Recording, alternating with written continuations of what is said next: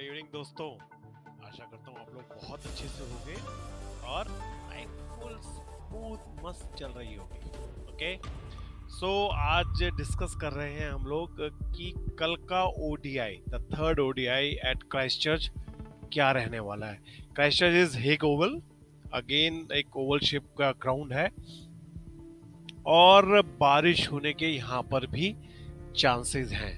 अब सारे का सारा प्रेशर किस पे रहेगा? इंडिया पे, क्योंकि न्यूजीलैंड तो 1-0 से आगे है और अगर बारिश होती है तो सीरीज वो लोग ले जाएंगे। अगर कट शॉट होता है तो हम लोग 306 को भी 306 रन जो हमने बनाए थे हम उसको भी डिफेंड नहीं कर पाए थे। इसलिए जो भी सेकंड वनडे था उसके अंदर दीपक हुडा को लेके आए थे इंस्टेड ऑफ संजू सैमसन। संजू सैमसन का नाम लेते के साथ ही सारे का सारा सोशल मीडिया सामने आ जाता कि भैया आज फट पड़ेगा सोशल मीडिया। संजू सैमसन को लेके बहुत जबरदस्त सोशल मीडिया पे बिल्डअप हो रहा है कि आप इसको लेके क्यों नहीं आ रहे हो। तो वो चीज को भी पक्का नजर रखा जाएगा, but no doubt team is way above any, किसी भी इंडिविजुअल से टीम बहुत ऊपर होती है। ऐसे प्रेशर के अंदर टीम डिसाइड नहीं होती, टीम डिसाइड होती है मेरिट के ऊपर। अगर लगता है कि दीपक हुडा की जरूरत है तो दीपक हुडा की जरूरत है और वही देखा जाएगा। अच्छा, न्यूजीलैंड का जो रिकॉर्ड है ये हेगले ओवल के अंदर बहुत जबरदस्त है। इन्होंने 11 मैच में 10 यहाँ पर मैच जीते हुए हैं और सिर्फ एक ही हारे हैं। अगर इंडिया कल टॉस को लूज करती है तो ये उनका तीसरा टॉस रो होगा, एक ही रो में बार बार हारने का। और क्या हमारे पास वो बॉलिंग फायर पावर है जो हम 300 रन भी नहीं डिफेंड कर पा रहे थे?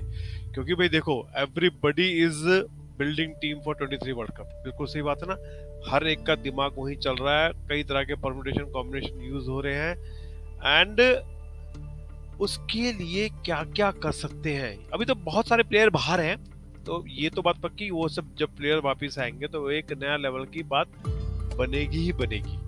तो हम लोग अब सारी चीजें देख रहे हैं मिला के कि संजू सैमसन को खिलाएं कि दीपक हुडा को खिलाएं कि दीपक हुडा अगर आते हैं तो वो कैसी बॉलिंग करेंगे। ये सारी चीजें कॉम्बिनेशन देख रहे हैं क्योंकि न्यूजीलैंड अपने घर पे 2019 से कोई भी सीरीज नहीं हारा और जो लास्ट सीरीज हराई थी वो भी इंडिया ने हराई थी और इंडिया ने 4-1 जीती वो सीरीज। तो अब न्यूजीलैंड को पता है कि हम यहाँ पर बहुत अच्छे से जीतते हैं। न्यूजीलैंड में काफी चीजें ट्राई करेगी कि उनकी बैटिंग लाइनअप बहुत इनएक्सपीरियंस्ड है, तो वो फिन एलन को या माइकल ब्रेसवेल को क्या पता शायद ऊपर खिला दे कि भाई आप ऊपर खेल के देखो, चेक करेंगे आप कैसे करते हो।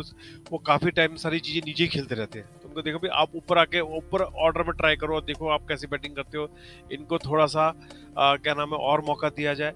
और इंडिया देखेगी कि भाई क्या नाम है, अगर हम संजू सैमसन को लेके आते हैं तो हमारे छठे बॉलर का क्या होगा, दीपक हुडा को लेके आते हैं हमारे पास छठा बॉलर है।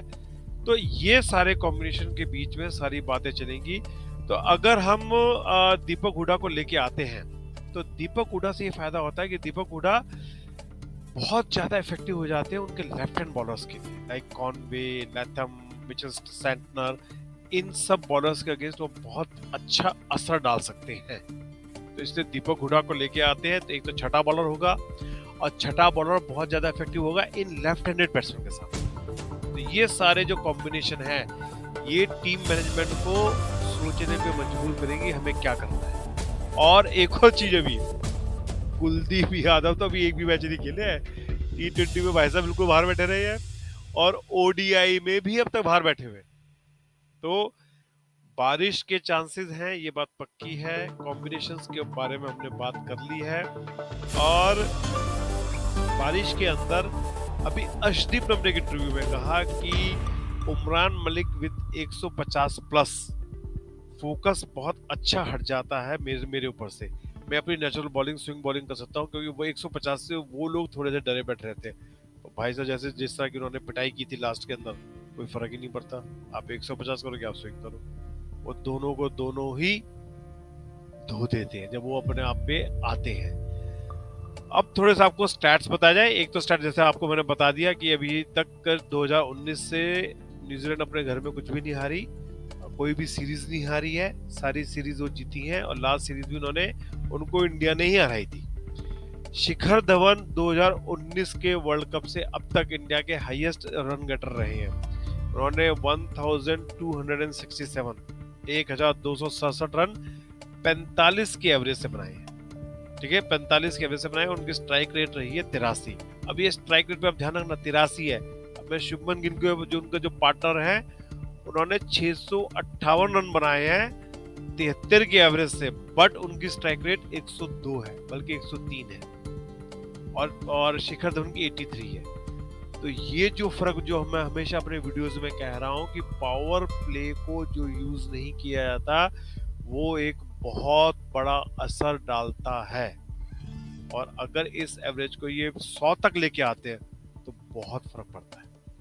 आने वाले बैट्समैन को बहुत फायदा होता है इस चीज से कि पावर प्ले में एवरेज 80-100 के बीच में गई है, तो बाकी लोगों को बहुत सेटअप करता है।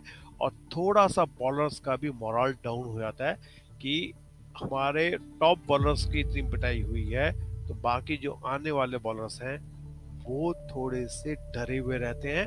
और सूर्य कुमार यादव, श्रेयस अय्यर या संजू सैमसन या दीपक हुडा, ये जब भी आएंगे इनको मारने के लिए बहुत इजी रहता है।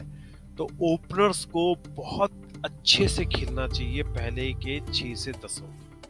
अगर 10 ओवर में आप बहुत अच्छा प्रदर्शन करते हैं तो टीम का एक सेटअप बन जाता है। ये बहुत जरूरी देखने वाली बात है।